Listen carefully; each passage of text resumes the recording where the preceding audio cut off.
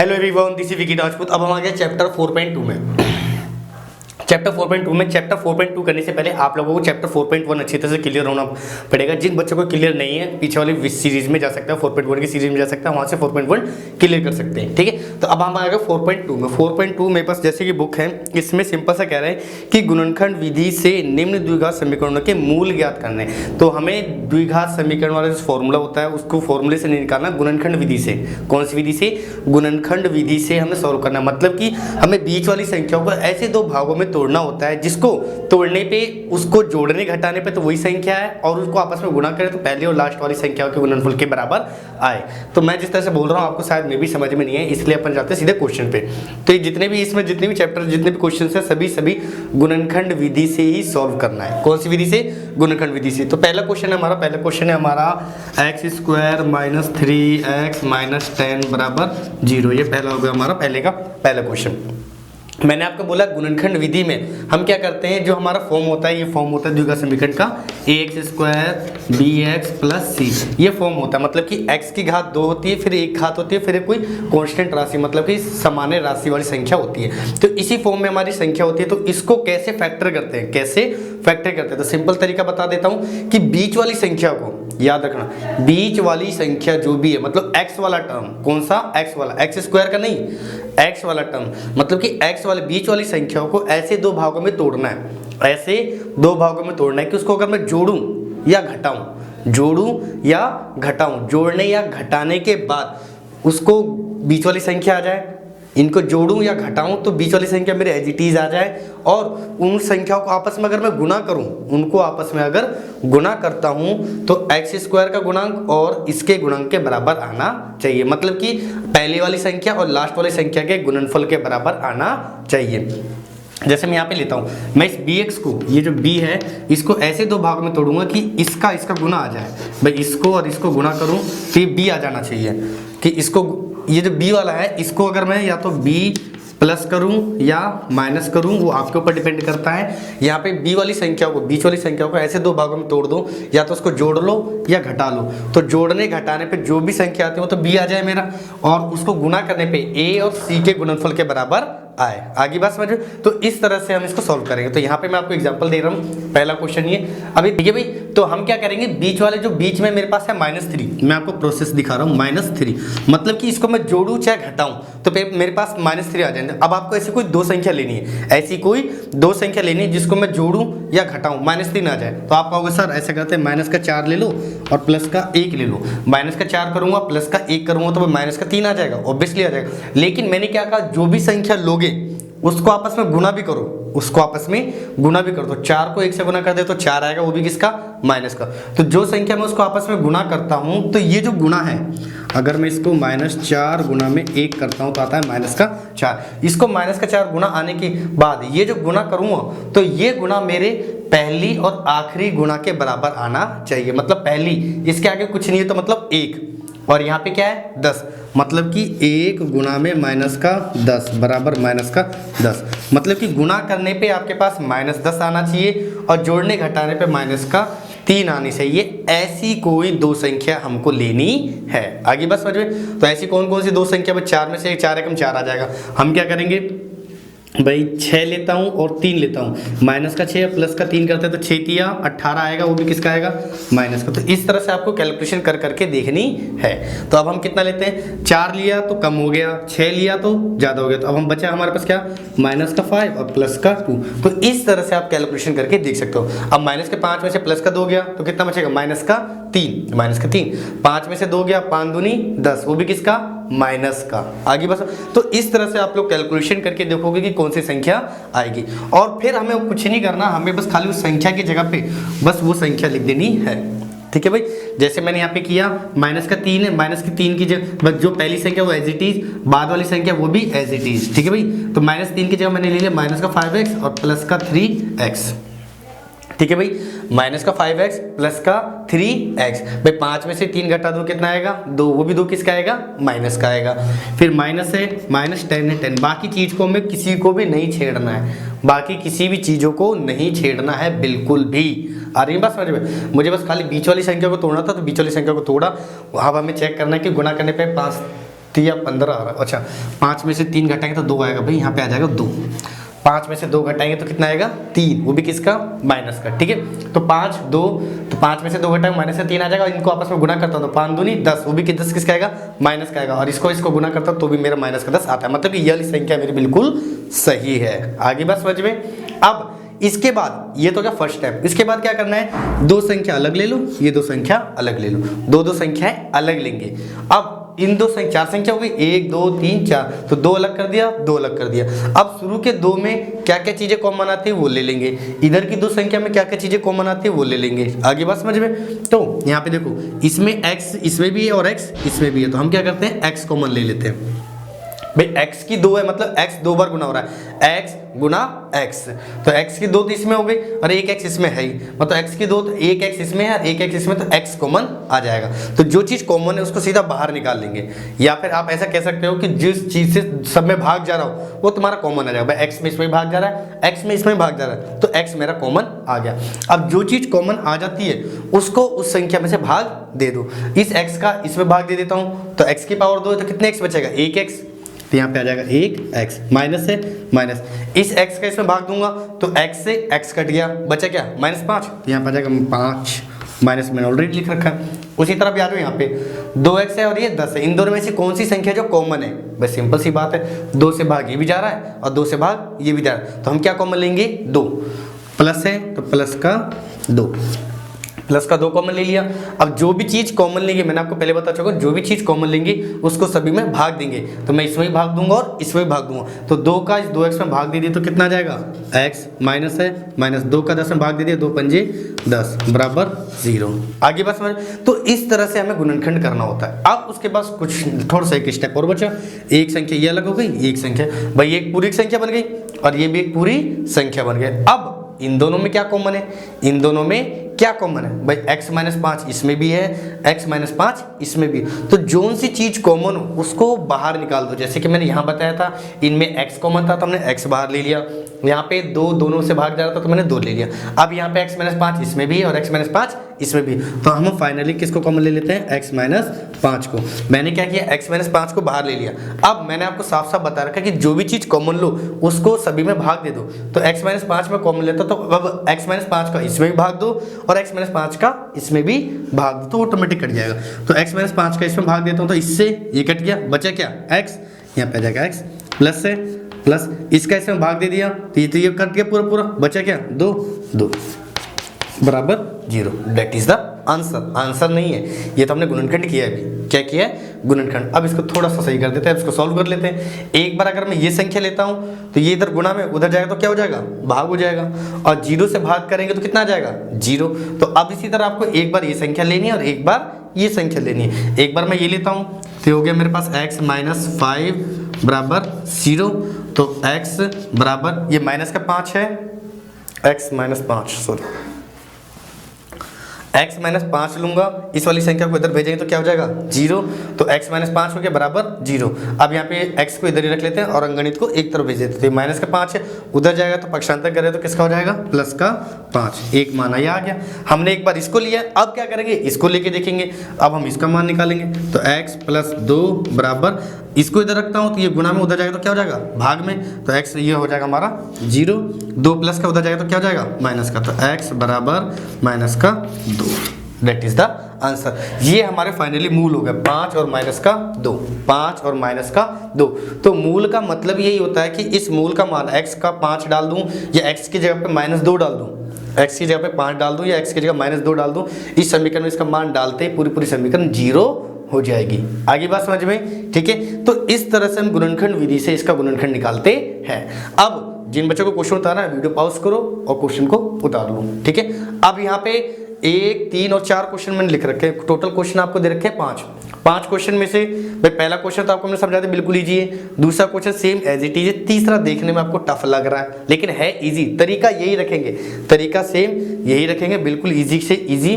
और उसके बाद क्वेश्चन नंबर 4 है, वो भी आप लोगों को थोड़ा सा टफ लग रहा होगा लेकिन प्रोसेस वही जो मैंने अभी आपको समझाया, सेम वही प्रोसेस करना है और कुछ नहीं करना है, बिल्कुल सेम वही एज इट इज प्रोसेस रखना है। तो क्वेश्चन है हमारा √2x² प्लस का 7x प्लस 5 √2 बराबर 0। ये हो गया क्वेश्चन नंबर 3। ठीक है भाई, मैंने तरीका वही बता रखा है तुम्हें कि भाई बीच वाली संख्या लेनी है। मैं तो कौन सी संख्या लेनी है? बीच वाली संख्या लेनी है जिसको मैं या तो जोड़ूं या घटाऊं। मेरे पास 7 आ जाना चाहिए, या तो 3 4 कर लूँ या 5 2 कर लूँ, कुछ भी कर लूँ। जोड़ने घटाने पे तो 7 आ जाना चाहिए और उनको आपस में मैं गुना करूँ, उनको आपस में गुना करूँ तो पहली और लास्ट वाले गुना के बराबर आए। तो मैं इसको आपस में गुना कर लेता हूँ। तो देखो √2 गुना में 5 गुना में √2, इनको गुना करते हैं तो √2 को √2 से गुना कर दिया √4, और √4 किसका वर्गमूल है? 2 का। भाई √2 को √2 से कर दिया तो √4, 5 का 5, √4 का वर्गमूल क्या होता है? 2, इनके बीच कोई निशान नहीं है, गुना 5 का 5, मतलब कि फाइनली कितना आ रहा है? 10। मतलब कि बीच वाली संख्या को मुझे ऐसे दो भागों में तोड़ना है कि जोड़ने घटाने पे तो मेरे पास 7 आ जाए और उनको अगर मैं आपस में गुना करूं तो मेरे पास कितना आना चाहिए? 10। कितना आना चाहिए? 10। तो ऑब्वियसली सबके मन में एक ही चीज आ रही है, सर प्लस का 5x और प्लस का 2x, ये ले लो। प्लस का 5x ले लूँ और प्लस का 2x ले लो, तो 5 प्लस का 2x तो कितना हो जाएगा? 7x हो जाएगा। और इनको आपस में अगर मैं गुणा भी करता हूँ तो 5 दूनी 10 आ जाएगा। That's it. और बाकी चीज़ों को ऐसे कैसे लिख दो भाई? √2x², ये मेरी एज इट इज, और ये प्लस का 5 √2 बराबर 0, ये एज इट इज। आगे बस समझ में? क्लियर? That's it. फिर तरीके वही, ये दो संख्या अलग और ये दो संख्या अलग। अब इन दोनों में कॉमन क्या है? ऑब्वियसली x इसमें भी और x इसमें भी है, तो मैंने क्या कर लिया? x कॉमन ले लिया। x कॉमन ले लिया इन दोनों में से, तो इसमें x की पावर 2 है तो कितनी x बची? 1x, और √2 है तो √2, तो यहाँ पे मेरे पास आ गया फाइनली √2 और आ गया x, प्लस है प्लस, यहाँ पे x बाहर निकल गया तो बचा क्या? 5, ये आ जाएगा 5। ये हो गया सॉल्व। उसी तरह इसमें देख लो, प्लस है प्लस, इन दोनों में कॉमन क्या है? इन दोनों में कॉमन क्या है? तो देखो 2 और ये 2 लग तो सेम सा रहा है लेकिन थोड़ा सा डिफरेंस है। इस 2 की जगह पे हम √2 गुना 2 लिख सकते हैं भाई। √2 गुना √2 गुना 2 कितना आता है? 2। मतलब कि इस 2 की जगह पे आप इस 2 की जगह पे √2 गुना √2 भी लिख सकते हैं। तो यहाँ पे √2 गुना में √2x प्लस में 5 √2। ठीक है भाई। अब आपको इसमें पता चल जाएगा, अब इन दोनों में भाई √2 इसमें भी है, √2 इसमें भी है, तो इस तरह से एक लाइन और लिख लेना, कोई दिक्कत नहीं, एक लाइन और लिख लो जिससे कि किसी तरह की कोई समस्या नहीं आएगी। मैं एक लाइन और लिख लेता हूँ। ठीक है भाई। अब इसके बाद दोबारा सॉल्व कर लो इसको। तो पहली वाली तो हमारी सॉल्व हो चुकी थी, x है √2x प्लस का 5 प्लस है प्लस √2 इसमें भी है, √2 इसमें भी है, तो मैंने क्या कर लिया भाई? √2 कॉमन ले लिया, √2 कॉमन ले लिया। ठीक है भाई, √2 कॉमन ले लिया तो यहाँ से √2 तो एक निकल गया बाहर, बचा क्या? √2 और ये क्या बचा? x। तो ये आ गया मेरे पास √2x प्लस है प्लस √2 बाहर निकल गया, बचा क्या? 5। ठीक है भाई, आगे बात समझो अच्छी तरह से। अब एक संख्या ये हो गई, एक संख्या ये हो गई, इन दोनों में देखो क्या कॉमन है? वही चीज, ब्रैकेट वाली चीज कॉमन आ जाती है। तो ये गुणनखंड का यही मजे वाली बात है, फायदे की बात है कि बीच में जो कॉमन निकालते हैं तो बीच में संख्या भी कॉमन आ जाती है। तो √2x प्लस 5 इसमें भी है, √2x प्लस 5 इसमें भी है। ठीक है, तो मैं इस पूरी संख्या को कॉमन ले लेता हूँ। √2x प्लस का 5 ये मैंने कॉमन ले लिया। कॉमन लेने के बाद ये चीज बाहर निकल गई, तो यहाँ पे क्या बच गया? x, यहाँ पे क्या बच गया? x। ठीक है भाई, फिर प्लस है प्लस, यहाँ से √2 प्लस x बाहर निकल गया तो बचा क्या? √2, या गया √2 बराबर 0। आगे बस में, तो इस तरह से हम गुणनखंड करेंगे। अब यहाँ पे एक बार इसको ले लो तो इस चीज को मतलब पक्षांतर करते तो ये 0 हो जाएगी।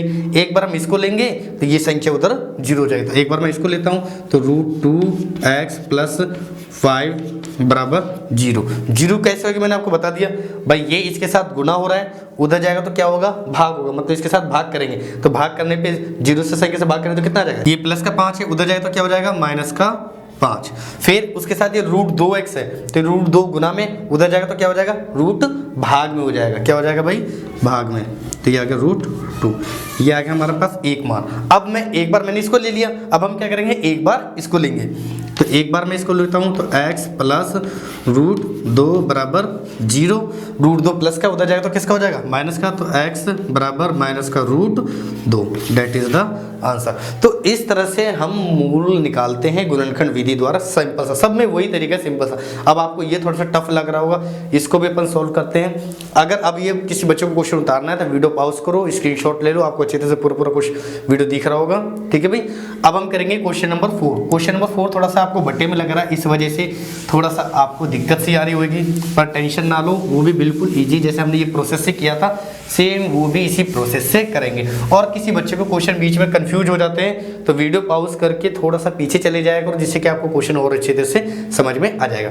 अब क्वेश्चन नंबर 4, क्वेश्चन नंबर 4 हो गया मेरे पास 2x² माइनस x प्लस 1/8 बराबर 0। आगे बात समझ में भाई, ये हमारे पास क्वेश्चन हो गया। अब देखो, जब हम इस तरह के किसी भी संख्याओं को, द्विघात समीकरण को अगर हम गुणनखंड विधि द्वारा उसको सॉल्व करते हैं तो कोई भी संख्या बटे में नहीं रखते, कोई भी संख्या बटे में नहीं रखते। अब बटे में नहीं रखने के लिए हम क्या करेंगे, इस बटे को हटाना पड़ेगा। अब इस बटे को हटाने के लिए क्या करूं, बटा 8 है, इसको हटाने के लिए मैं गुणा 8 कर दूंगा, गुणा 8, इसको 8 को हटाने के लिए गुणा 8। तो अब मैं गुणा 8 केवल इससे नहीं करूंगा, पूरे इक्वेशन में दोनों तरफ, इधर भी और इधर भी, इधर भी और इधर भी, तो दोनों तरफ हम 8 से गुना करेंगे। मतलब इस पूरी समीकरण में 8 से गुना करेंगे, इस पूरी समीकरण में 8 से गुना करेंगे, गुणा में 8 करते हैं। तो इससे कोई फर्क पड़ेगा, कोई फर्क नहीं पड़ेगा। 8 गुना इधर भी कर दिया, 8 गुना इधर भी कर दिया, तो दोनों समीकरण बराबर रहेगी, बैलेंस रहेगा। ये 8 हमने क्यों गुना किया, मैंने आपको बताया बट्टे में संख्या को नहीं रखते, इसलिए बट्टे को हटाने के लिए मैंने 8 से गुना कर दिया। अगर इसकी जगह पे बट्टे में 5 होता तो हम 5 से गुना करके इसको काट देते। यही बट्टा अगर यहाँ होता, जैसे यहाँ पे है एग्जाम्पल रूप में, अगर यहाँ पे 3 होता तो मेरे को इस बट्टे को हटाना होता। इस बट्टे को हटाने के लिए फिर पूरे समीकरण में मैं 3 से गुना कर देता, जिससे कि मेरे बट्टा हट जाता। आगे बात समझो, लेकिन यहाँ पे ओनली 8 के साथ ही है, इसलिए हम 8 के साथ ही गुना कर रहे हैं। तो यहाँ पे एक लाइन लिख लेना कि समीकरण में 8 से गुना करने पर, ठीक है भाई, 8 से गुना करेंगे।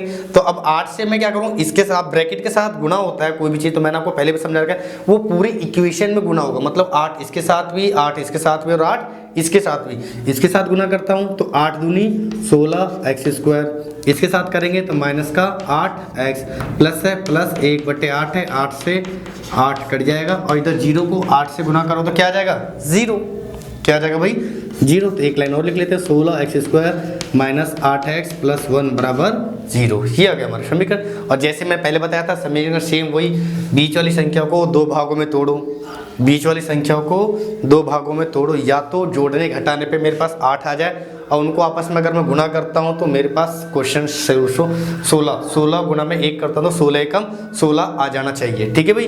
तो देखो यहाँ पे इस 8 की जगह पे हम क्या लिख सकते हैं, 4, क्या कर सकते हैं 4, क्योंकि 4 कितना होता है 8, उन 4 को 4 से गुना करो तो कितना है 16 गुना में 1, तो 16 आ जाएगा। आगे बस समझे।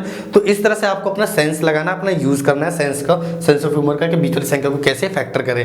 तो 8 की जगह पे क्या लेंगे हम 4 और 4, लेकिन बहुत से बच्चे 4 प्लस, ये भाई बहुत से बच्चे क्या करेंगे 4 + 4 कर देंगे तो 4 4 8 हो जाएगा। लेकिन आपको निशान भी देखना है, आपको निशान भी देखना है। अगर मैं 4 और 4 प्लस को जोड़ देता हूँ तो 4 4 8 हो जाएगा, 4 को 4 से गुना कर देंगे 16 भी हो जाएगा। लेकिन मेरे पास यहाँ पे निशान माइनस का है, तो यहाँ पे मैं करूँगा तो प्लस आएगा, तो हम क्या करेंगे माइनस का 4, और यहाँ पे भी किसका लेंगे माइनस का 4, ठीक है भाई। माइनस का 4 लेंगे तो यहाँ पे आ जाएगा माइनस का 4x, और यहाँ पे आ जाएगा माइनस का 4x, क्योंकि आपको पता है निशान सेम हो, मैंने आपको बेसिक वाले कॉन्सेप्ट में भी समझा रखा है, निशान अगर सेम हो। इसी तरह से ये हो गया हमारा माइनस का 4 और माइनस का 4 तो माइनस का 8। बाकी चीज को हम कुछ नहीं छेड़ेंगे, बाकी चीज हमारे ऐसी की ऐसी आ जाएगा। हमारा 16x² है, x² प्लस 1 है, प्लस का 1 बराबर 0, ठीक है भाई। माइनस का 4, अब मैंने वही बता रखा बीच में 2 संख्या अलग अलग कर लो, आगे वाली 2 अलग कर दो और पीछे वाली 2 अलग कर दो, ठीक है भाई। तो पीछे वाली 2 अलग कर दो, ये अलग कर दो। तो इन दोनों में से कॉमन क्या आ गया, देखो इन दोनों में एक तो x कॉमन आ रहा है, x इसमें भी है और x इसमें भी है, x इसमें भी है और x इसमें भी है, तो एक x तो ये आ गया, ठीक है। 4 से ये भी भाग जा रहा है, 4 से ये भी भाग जा रहा है, तो एक हमारे पास 4 भी कॉमन आ गया, ठीक है भाई। अब ये ब्रैकेट लगा दिया, अब x को x से भाग दे दिया तो एक x तो बच गया, ठीक है। और 4 को 16 से भाग दे दिया कितना आ जाएगा 4, तो आ जाएगा मेरे पास 4 और ये आ जाएगा x, माइनस है माइनस 4x से 4x में भाग दे दिया 1, 4x का 4x में भाग दे दिया 1। उसी तरह यहाँ पे माइनस है। अब यहाँ पे देखो इन दोनों में कुछ कॉमन नहीं आ रहा, इन दोनों में कुछ भी कॉमन नहीं आ रहा, 1 अलग है 4x अलग है, लेकिन हमें कॉमन तो लेना पड़ेगा जिससे कि दोनों को बराबर कर सकें। भाई ये संख्या अलग और ये संख्या अलग, तो भाई एक कॉमन ले लेते हैं। क्या कॉमन ले लेते हैं?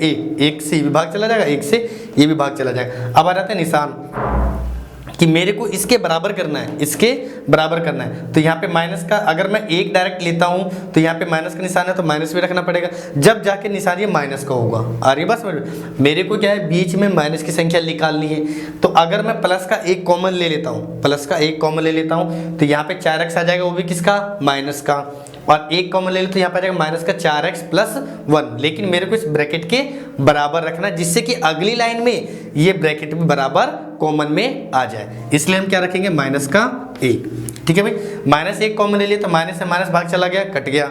1 का 4x में भाग दे दिया तो कितना आ जाएगा? 4x प्लस है प्लस सॉरी माइनस का 1 में भाग देंगे तो 1 से तो 1 आ जाएगा, माइनस को प्लस से भाग दे तो कितना आ जाएगा भाई? माइनस। जिसको निशान में दिक्कत हो इसलिए आप लोगों को पहले बेसिक करवा देता, जिससे कि किसी बच्चे को माइनस में प्लस में निशानों में समस्या हो तो बेसिक मैथ वाले सीरीज में जाके उसमें से अपने कॉन्सेप्ट को क्लियर कर सकते हैं। ठीक है भाई, अब देखो यहाँ पे अब 4x - 1 इसमें भी आ गया, 4x - 1 इसमें भी आ गया। तब हम क्या करते हैं? 4x - 1 कॉमन ले लो। तो 4x - 1 मैंने कॉमन ले लिया, 4x - 1 इसमें भी है, 4x - 1 इसमें भी है, तो ये मैंने कॉमन निकाल दिया। अब यहाँ से मैं 4x - 1 गायब करता हूँ तो बचा क्या? 4x, यहाँ पे लिख दिया 4x।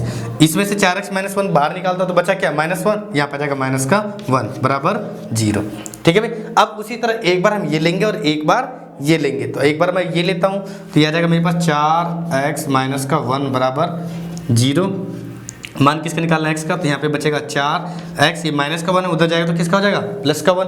फिर इसके बाद ये 4 गुना में इधर जाएगा तो भाग हो जाएगा, तो ये आ जाएगा x बराबर 1/4, दैट इज द आंसर। और इसी तरह सेम इसका आएगा कि दोनों सेम ही संख्या है, तो अगली संख्या भी कितनी आ जाएगी मेरे पास? 1/4। ये आ गया हमारे समीकरण के मूल गुणनखंड विधि द्वारा। ठीक है भाई, तो इस तरह से हम लोग द्विघात समीकरण के गुणनखंड द्वारा इनके मूल निकालते हैं। ठीक है भाई, अब इसके बाद क्वेश्चन नंबर है 2, 3, 4, 5, 6।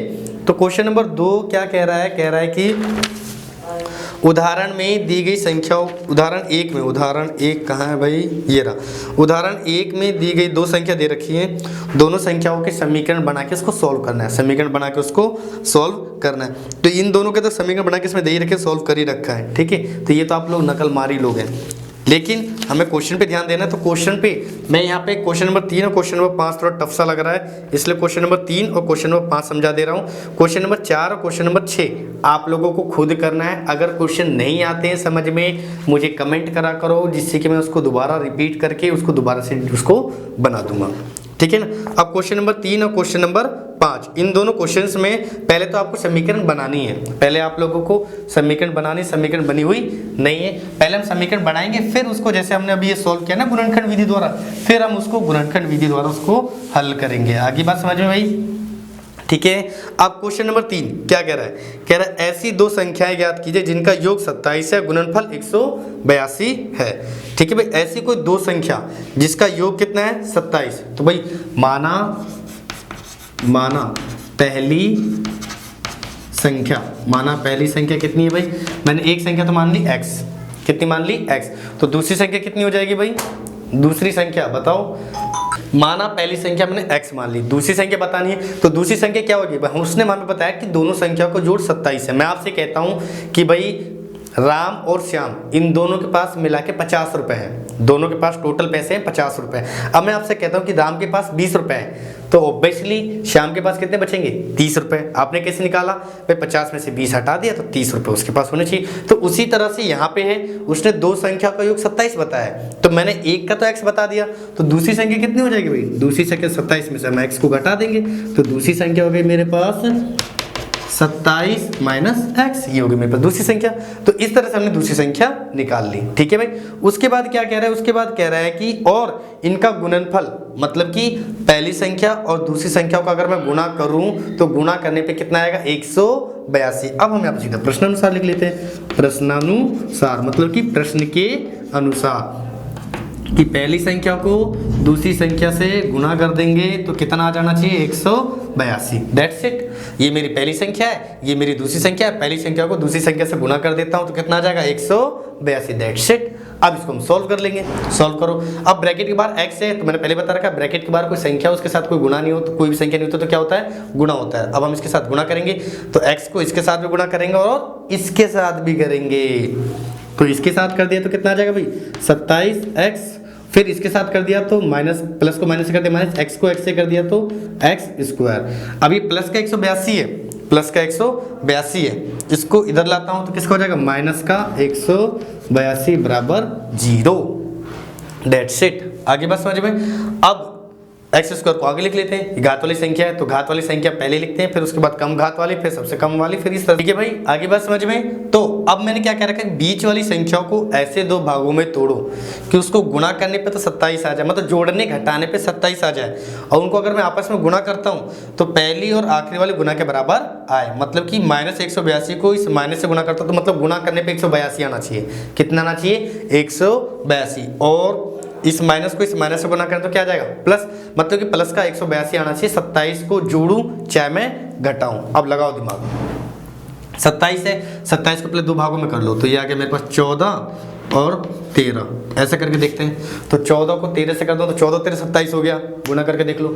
14 तिया 42 का 2 हासिल 1। 14 को 14, 14 4 18। और एक बार में फिट बैठ गया। तो तुक्के में लगा, मतलब तुक्के में लगा तो फिट हो गया। ठीक है, तो इस तरह से आप लोग फिट करके देखोगे एक एक संख्या। अगर ये नहीं आती तो हम दूसरी ट्राई करते, वो भी नहीं आती तो हम तीसरी ट्राई करते। हमें जोड़ना था या घटाते, भाई यहाँ पे मेरे को पता है कि अगर मैं बड़ी संख्या लूँ 30 50, 50 में से 13 घटाऊं तो 182 से बहुत ज़्यादा हो जाता है ना। तो इसीलिए मैंने क्या किया कि ऐसी छोटी छोटी संख्या लेते हैं, उनको आपस में जोड़े तो 27 हो जाए, और उनको गुणा करता हूँ तो 182 हो जाना चाहिए। तो मतलब 14 और 13 संख्या आ गई, जिसको मैं जोड़ूंगा तो 182 आ जाएगा, और गुणा करने पे 182 आ जाएगा, जोड़ने पे 27 आ जाएगा। तो इस 27x की जगह पर मैं लिखूंगा प्लस का 14x प्लस का 13x। माइनस 182 है, माइनस 182 बराबर 0, और इधर माइनस x² है, माइनस का x²। ठीक है भाई। अब ये संख्या अलग और ये संख्या अलग। आगे बात समझ में अच्छी तरह से क्लियर। अब इन दोनों में से क्या करेंगे, वही चीज कॉमन लेंगे। क्या करेंगे, कॉमन इधर भी और कॉमन इधर भी। इधर कॉमन लेता हूँ तो x कॉमन ले लिया तो यहाँ से x बाहर निकल गया, एक x बाहर निकल गया तो क्या बच गया, माइनस का x। यहाँ से x बाहर निकल गया तो प्लस है, प्लस x बाहर निकले तो आ गया मेरे पास 14। आगे बात समझिए भाई। अब इसी तरह से यहाँ पे भी लेंगे तो यहाँ पे देखो, अगर भाई 14 और 13 को गुणा करूँ मतलब यहाँ से x इसमें भी है, x इसमें, 13 से भाग ये भी जा रहा है, 13 से भाग ये भी जा रहा है। 13 एकम 13, 13 एकम 13, 5 आ जाएगा, 5 और 2 52, 13 13 13 26, 13 39, 13 चौक 52। लेकिन यहाँ पे देखो पहली संख्या माइनस की है तो मेरे को ऑब्वियसली इधर भी पहली संख्या माइनस की लेनी चाहिए। मतलब कि माइनस का 13 लेते हैं, माइनस का 13। तो माइनस की 13 को इससे भाग दूँ तो 13 से 13 कट गया, बचा क्या x, और माइनस को प्लस से भाग दूँ तो क्या आ जाएगा, माइनस। तो यहाँ पर आ जाएगा माइनस का मेरे पास x। फिर माइनस को माइनस से भाग दे, कट गया, प्लस आ गया, यह आ गया प्लस, और 13 को 182 में भाग दे तो कितना आ जाएगा, 14 बराबर 0। आगे बात समझे। अब ये संख्या अलग, ये संख्या अलग। इन दोनों में क्या कॉमन है, वो कॉमन ले लो। तो इन दोनों में भाई माइनस एक्स प्लस 14 इसमें भी है, माइनस एक्स प्लस 14 इसमें भी है। तो मैंने क्या किया भाई, माइनस एक्स प्लस 14 कॉमन ले लिया। यहाँ पे क्या बच जाएगा, माइनस एक्स प्लस 14 बाहर निकल गया, बचा क्या एक्स एक्स। यहाँ से x माइनस 14 बाहर निकल गया, बचा क्या माइनस 13, माइनस का 13 बराबर 0। आगे बात समझ में। अब एक बार इसको 0 ले लो, एक बार इसको ले लो। एक बार मैं इसको लेता हूँ तो माइनस एक्स प्लस 14 बराबर 0, क्योंकि 14 प्लस का उधर जाएगा तो किसका होगा, माइनस का। तो माइनस का x बराबर माइनस का 14। आगे बात समझ में क्लियर। माइनस से माइनस कट गया तो x बराबर 14, दैट इज द आंसर। ये तो एक निकला है, अभी इसको भी लेना बाकी है।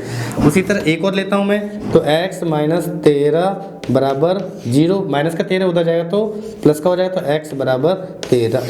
आगे बात समझ में। तो इस तरह से हम कैलकुलेशन करते हैं, हमें केवली जो क्वेश्चन देता है क्वेश्चन के अकॉर्डिंग ही चलना है। क्वेश्चन के फालतू का दिमाग लगाते हैं तो अपने उलझ के रह जाएंगे, कहीं से भी सॉल्यूशन नहीं निकलेगा। तो जिस तरह से हमें क्वेश्चन कहते जाते हैं हमें क्वेश्चन भी उसी तरह से सॉल्व करते जाना है, ठीक है भाई। आगे बात समझ में। जिन बच्चों को समझ में नहीं आया वीडियो पॉज करो, थोड़ा सा पीछे जाओ, फिर दोबारा से समझो, और जिनको समझ में आ गया वीडियो पॉज करो, स्क्रीनशॉट लो, और सारे क्वेश्चंस कॉपी में जरूर करा करो, और जो क्वेश्चन छुड़वा देता हूँ उनको भी जरूर करा करो।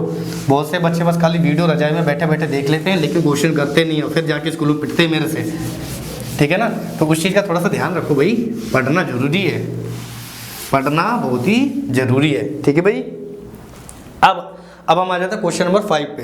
क्वेश्चन नंबर 5 करें, समकोण त्रिभुज की ऊंचाई इसके आधार से 7 कम है। मैंने यहाँ पे एक त्रिभुज बनाता हूँ, समकोण त्रिभुज। ये समकोण त्रिभुज हो गया, ये इसका आधार हो गया, ये इसका लंब हो गया, या इसको ऊंचाई बोल दो, और ये इसका कर्ण हो गया, ठीक है भाई। ये आधार हो गया, लंब हो गया, वो क्या हो गया, कर्ण हो गया, ठीक है।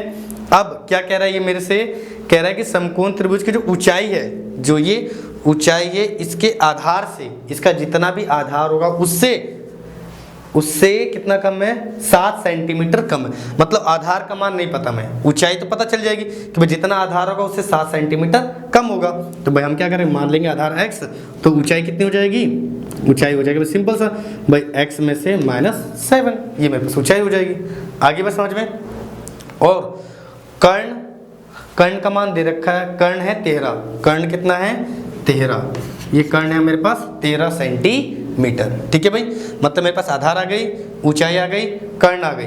फिर आगे पूछ क्या रहा है, तो बताओ कि इसकी अन्य दो भुजाएं मेरे पास हो गई, आधार हो गया और ऊंचाई, इसका मान बताना, मतलब x का और इसका मान बताना। तो सिंपल सा, पहले आप लिखोगे कि माना मौसम खराब हो रहा है भाई, बाहर बारिश हो रही है तगड़ी वाली, ठीक है ना। माना आधार बराबर x, तो इसकी ऊंचाई हो गई हमारे पास x - 7 सेंटीमीटर। अब इसके बाद हम सीधा कर लेते हैं इसको प्रश्नानुसार, या फिर सीधा आप लिख सकते हो कर्ण, पाइथागोरस प्रमेय पढ़िए ना भाई, यहाँ पे लिख देता हूँ मैं, आपको ध्यान रहेगा, पाइथागोरस थ्योरम, पाइथागोरस प्रमेय। पाइथागोरस प्रमेय क्या है भाई हमारा, पाइथागोरस प्रमेय हमारा कर्ण स्क्वायर बराबर आधार स्क्वायर प्लस लंब स्क्वायर, ये होता है हमारा पाइथागोरस प्रमेय। कर्ण का स्क्वायर मतलब जो कर्ण है उसका स्क्वायर बराबर होता है आधार का स्क्वायर प्लस लंब के स्क्वायर के बराबर, ठीक है भाई। तो कर्ण का मान कितना है 13, तो मतलब कि 13 का स्क्वायर बराबर आधार का स्क्वायर, आधार का मान कितना है x, मतलब कि x का स्क्वायर प्लस है प्लस लंब का मान कितना है x - 7, यहाँ पे भी लिखा हुआ है x - 7 और इसका भी स्क्वायर। अब इसको सॉल्व कर दो, तो 13 का स्क्वायर कितना हो जाता है भाई, 13 का स्क्वायर कर लो, 13 गुना में 13 को 3 से कर दिया, 13 को 13 13 26 13 तिया 39, 39 का 9 हासिल 3, 13 कम 13 और 3 16, 169, मतलब इधर तो आ गया 169 बराबर x स्क्वायर का x स्क्वायर प्लस है प्लस, अब यहाँ पे आ गया मेरे पास x - 7 का होल स्क्वायर, इसको खोलना है। तो फॉर्मूला है हमारे पास, आपको पहले से पहले 4.1 में भी 3 फॉर्मूले बताए थे मैंने, कौन से, और ये सारे में फॉर्मूले में यूज होने वाले a + b का होल स्क्वायर बराबर a square plus b square plus का 2ab, ये तो प्लस वाला फॉर्मूला था। दूसरा हमारा a - b का होल स्क्वायर बराबर a square plus b square minus 2ab, आगे बस। तो ये हमारी पूरी फॉर्मूला, एक और फॉर्मूला था हमारा, एक और फॉर्मूला है हमारा a square minus b square बराबर a प्लस b और a माइनस b, आगे बस समझ में। तो ये हमारा एक फॉर्मूला हो गया, ठीक है भाई। तो इस तीनों फॉर्मूले में से ये वाला फॉर्मूला फिट हो गया कि पहले वाली संख्या को हम a मान लो, दूसरी वाले को b मान लो, तो क्या बनेगा a - b का होल स्क्वायर, a - b का होल स्क्वायर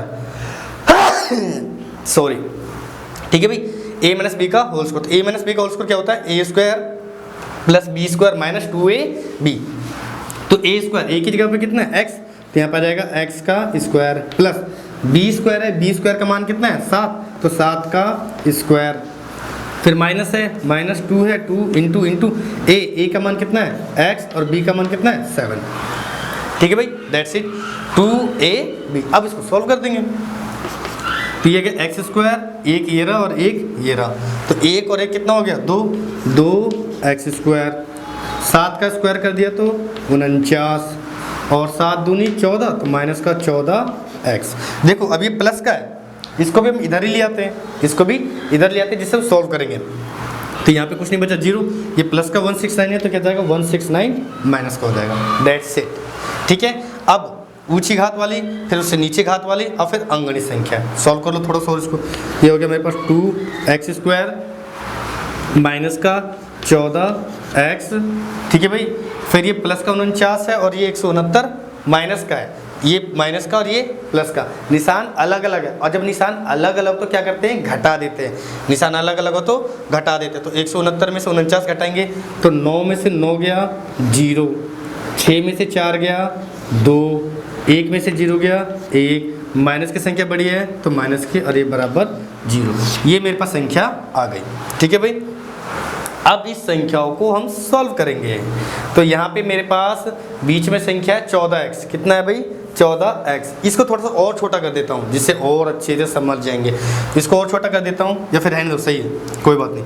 अब मेरे को बीच वाली संख्या को तोड़ना है, मतलब 14 को तोड़ना है कि 14 को तोड़ने पे, जोड़ने घटाने पे तो 14 आ जाए, और उसको गुणा करूं तो पहली और आखिरी, पहली 2 है और आखिरी 120 है, मतलब कि गुणा करने पे तो कितना है 240, और जोड़ने घटाने पे कितना आ जाए 14। कितना आ जाए 14। तो सिंपल सा है भाई, क्या कर लो 24 माइनस 10 कर देता हूँ। तो 24 को 10 से गुणा करेंगे तो 24 दाएँ के 240, और 24 में से मैं 10 घटाऊँ तो कितना आ जाएगा 14। आगे बस समझ। अभी 14 किसका चाहिए मेरे को, माइनस का। मैं क्या करूँगा भाई, माइनस का 24 ले लूँगा, प्लस का 10 ले लूँगा। निशान अलग अलग रहेंगे, निशान अलग अलग रहने का मतलब संख्या घट जाएगी। तो 24 में से 10 जाएगा तो कितना बच जाएगा 14। आगे बस समझ में अच्छी तरह से।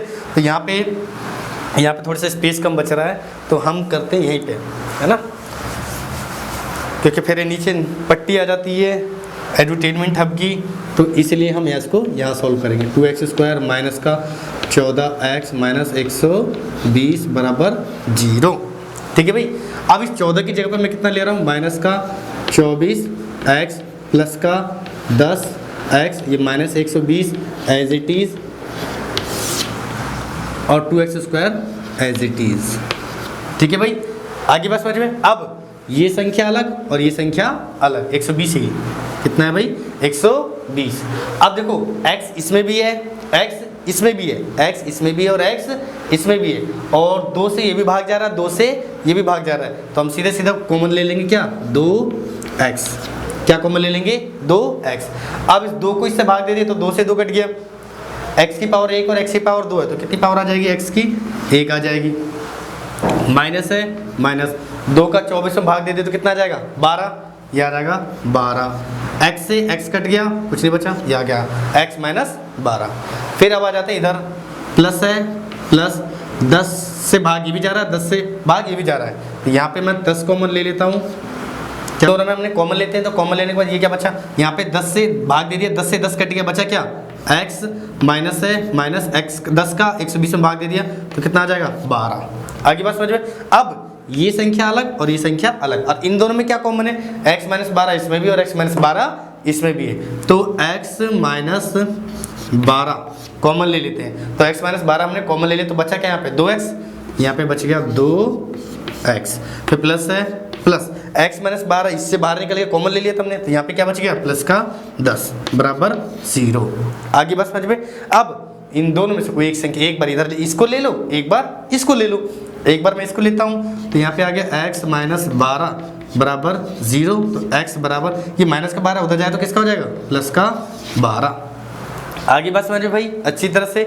उसके बाद दूसरी संख्या मेरे पास ये, दूसरी भी लो, तो आ जाएगा 2x प्लस 10 बराबर 0। 10 प्लस का उधर जाएगा तो किसका हो जाएगा माइनस का, तो यहाँ पे बच गया मेरे पास 2x बराबर माइनस का 10। ठीक है भाई, 2 गुना में उधर जाएगा तो क्या हो जाएगा भाग हो जाएगा, तो ये हो गया x बराबर माइनस का 10 बटे में 2, तो आ जाएगा माइनस का 5, माइनस का 5, दैट इज द आंसर। अब ये मेरे पास आंसर नहीं आया, ये तो मैंने x का मान निकाला है। अब x का मान माइनस 5 आ रहा है और प्लस का 12 आ रहा है। निकालना क्या था, अच्छा निकालना था मैं ये x का मान, और ये आधार निकालना है और ऊंचाई निकालनी। वो आधार क्या माना मैंने x, तो x की जगह पे यहाँ पे 2 संख्या आ रही है, समझने की कोशिश करना। x की जगह पे 2 संख्या आ रही है, एक तो आ रहा है 12 और एक आ रहा है माइनस का 5। अब मेरे को बताओ कि कोई भी रेखा, अगर हम कोई भी लाइन खींचते तो क्या वो माइनस की होगी, मतलब माइनस की नहीं होगी, तो मतलब ये आंसर तो हमारा गलत हो गया। ये आंसर तो गलत हो गया। अब बचा मेरे पास प्लस का 12, मतलब x का मान कितना आ गया 12, और x क्या माना था मैंने, x माना था आधार, क्या माना था आधार, मतलब आधार का मान तो हो गया 12 सेंटीमीटर, और ऊंचाई कितनी हो गई 12 माइनस 7 करता हूँ तो 12 माइनस 7 5 सेंटीमीटर। तो इस तरह से 2 लाइन और लिखोगे, अतः आधार बराबर x बराबर 12 सेंटीमीटर और ऊंचाई बराबर x माइनस 7 बराबर x की जगह पे 12, 12 माइनस 7 बराबर 5 सेंटीमीटर। आगे बात समझ में। अब आपके लिए मैंने 2 क्वेश्चन छोड़े हैं जो कि आप लोग खुद करो प्रैक्टिस के लिए। अगर नहीं आते हैं तो कमेंट सेक्शन में आके कमेंट करा करो अच्छी तरह से, ठीक है। और जिन बच्चों ने वीडियो जाने से पहले जो चैनल पे आते हो, पहले आते ही लाइक का बटन दबा दिया करो और नीचे कमेंट भी कर दिया करो कोई अच्छा सा कि सर हमें अच्छे से समझ में, थोड़ा सा कमेंट करते हैं तो थोड़ा सा मुझे मोटिवेशन मिलती रहती है कि इतनी इतनी लंबी लंबी वीडियो खड़े होकर अकेले कमरे के अंदर बोलते रहता हूँ, पड़ोसी भी सुनते रहते हैं कि ये क्या बकबक बकबक करते रहता है, तो थोड़ा सा वो लगता है। तो प्लीज़ वीडियो देखने के बाद कमेंट भी कर दिया करो, ठीक है। और जिन बच्चों ने सब्सक्राइब नहीं कर रखा है चैनल को सब्सक्राइब कर लो। और वो दूसरा वाला चैनल ध्यान रखना, दूसरा वाला चैनल अगर किसी सब्सक्राइब नहीं करेगा तो उसको प्लीज़ ज़रूर सब्सक्राइब करो। इस चैनल पे आपको किताबी ज्ञान मिलेगी, उस चैनल पे लाइव ज्ञान मिलेगा, तो प्लीज़ उस चैनल को सब्सक्राइब जरूर करो। अब हम मिलते हैं नेक्स्ट वीडियो में, तब तक